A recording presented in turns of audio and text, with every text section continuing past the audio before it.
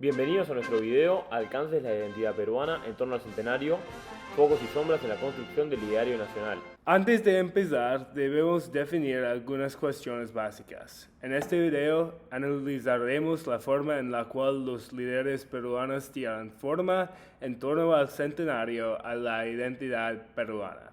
El caso del centenario peruano es particular en América Latina, dado que tiene dos fechas relevantes, casi en igual medida. El 28 de julio de 1821, año en que el país declaró su independencia de España, y el 9 de diciembre de 1824, momento en el cual la metrópoli ibérica reconoció su soberanía. Sin embargo, fue una declaración de independencia de un Estado, una forma de organización política y no la creación de una nación, lo cual es algo diferente.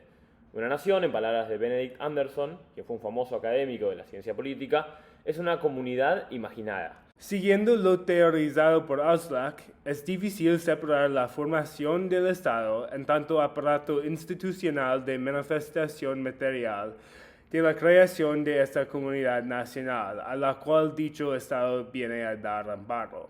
Por eso mismo sostenemos que todo accionar político en pos de dar tal o cual forma a la nacionalidad tiene una funcionalidad en el desarrollo institucional y viceversa. Y esta comunidad es importante porque los objetivos de las élites de un país casi siempre requieren el apoyo de la gente común. El nacionalismo, según Florencia Mayón, una académica del colonialismo, es un fenómeno muy abarcativo que asiste en la búsqueda de las metas nacionales. Es importante enfatizar que pueden existir diferentes visiones del desarrollo nacional, pero el punto es que para dar forma a la nación se necesita una comprensión colectiva de identificación como grupo, luchando por los intereses de todos. En el video veremos cómo se desarrolló esta forma de identificación colectiva, observando de forma segmentada la forma de representación de diferentes grupos. Como quedará en evidencia, la relación con la política será clave para determinar qué modelos se exaltan en la arena pública en los años 1921 a 1924 y cuáles se relegan o se esconden. Nuestra presentación estará guiada por tres conceptos principales. Modernización, entendida como la aspiración de los grupos dirigentes por exhibir el desarrollo alcanzado por su nación. Ficción nacional, que implica reconocer que estas identidades nacionales funcionan como ficciones y operan sobre el imaginario colectivo.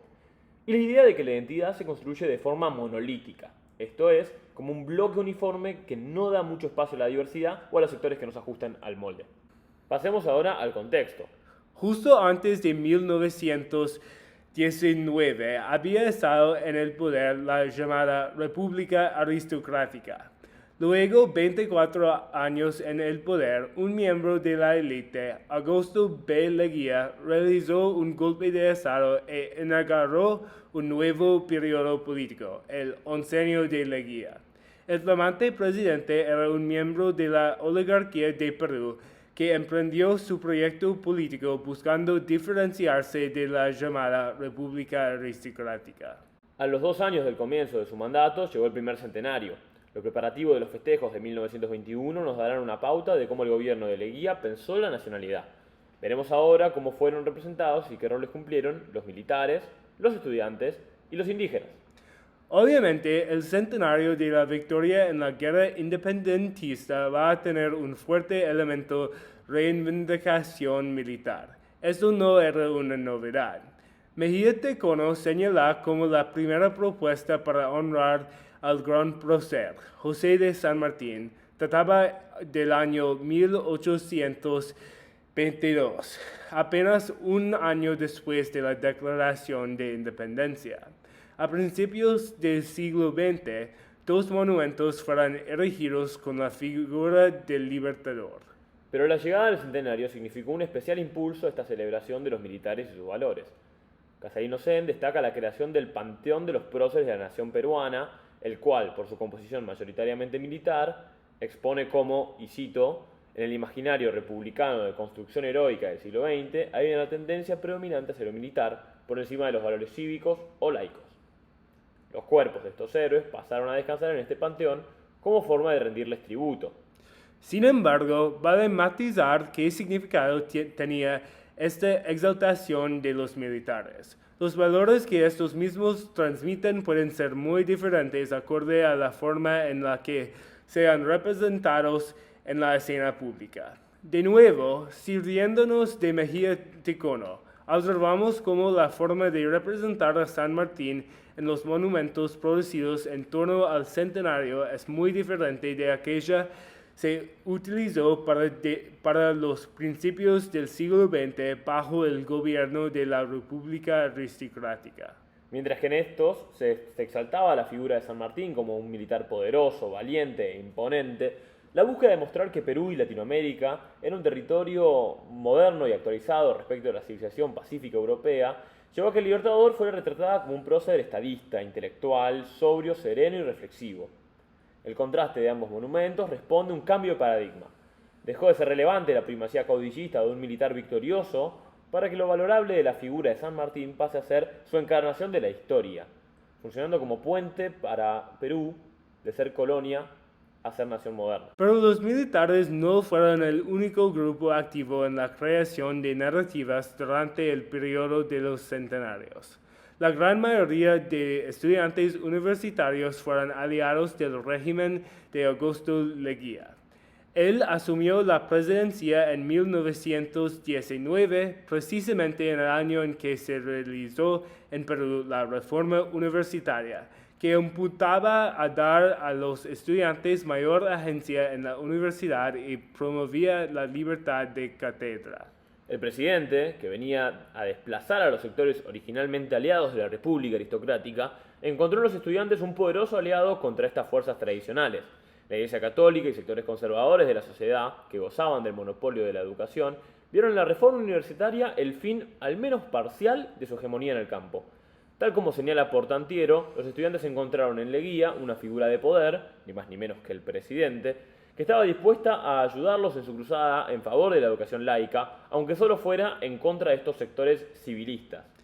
El apoyo político hacia los estudiantes como grupo tuvo su manifestación simbólico en el marco de las celebraciones del centenario. Castellino Sen, Rivas Urarcaya y Toche detallan en su artículo la reforma universitaria y el movimiento universitario en el Perú de 1919, la participación de los estudiantes en las celebraciones. El gobierno propuso a Lima como sede de un Congreso Internacional de Estudiantes y la Federación de Estudiantes del Perú organizó diferentes eventos, como el Congreso Nacional de Estudiantes del Centenario, donde se debaterían cuestiones panaméricas y problemas sociales. Los estudiantes del Comité de Reforma Universitaria, por otra parte, organizaron una velada para las embajadas de México, Argentina y Colombia. En fin, podríamos seguir enumerando actos oficiales donde los estudiantes tuvieron protagonismo, pero lo importante es resaltar que su preeminencia en la esfera pública era una novedad. Su actividad política fue bienvenida por el gobierno de Leguía, que encontró en ellos un aliado político y una fuente de legitimidad frente a las naciones del mundo que venían a observar a Perú. Los indígenas, por su parte, tomaron un lugar incómodo en las celebraciones. Moliné explica la razón. En la búsqueda por un ancestro común que sirviera a los peruanos para dar forma a su identidad nacional, tal como el pueblo sajón puede haber funcionado para la nación alemana, los indígenas podían servir a las autoridades del Perú moderna para establecer una identidad peruana inmemorial. El aspecto positivo de hacerlo era que de esa forma lograban reivindicar una identidad previa a la constitución de la sociedad colonial y de esa manera se evitaba recurrir al español como origen. Lo negativo, y allí yace la contradicción, hacia fines del siglo XIX y principios del siglo XX, los indígenas ocupaban un lugar social relegado y representaban costumbres de atraso frente al ideal modernizador. Como bien explica Morales Moreno, Desde mediados del siglo XIX, la imagen de una nación civilizada se fue imponiendo en el conjunto latinoamericano, manteniendo la dimensión institucional y territorial vinculada al concepto de cohesión cultural que excluyó a las partes no asimilables y biológicamente inferior. Por eso mismo, el gobierno no hizo gran alarde ni de su pasado indígena ni del imperio inca como fuentes de la legitimidad. La búsqueda de ser validados en la comunidad internacional como una nación moderna hizo que los orígenes precolombinos fueran dejadas de lado, o al menos no se exaltaran. El ejemplo más claro de esto lo encontramos en la recepción incómoda por parte de las autoridades del monumento a Manco Cápac, el primer inca, donado por la colonia japonesa. Si bien el monumento fue inaugurado, José Vadillo Vila señala que la sociedad conservadora se opuso a que ésta fuera puesto en la Plaza Mayor de Lima, siendo desplazada a unas 15 cuadras del centro político de la ciudad. Quienes abordaron la cuestión de los indígenas como parte del imaginario nacional fue un grupo de intelectuales conocido como la Generación del Centenario. Estos sostenían, siguiendo a Calderón Losno, que la mayoría de la población peruana es mestiza y por ende haría falta lograr su integración dentro de la nación peruana, que siempre gira en torno a una misma raza y cultura mestiza.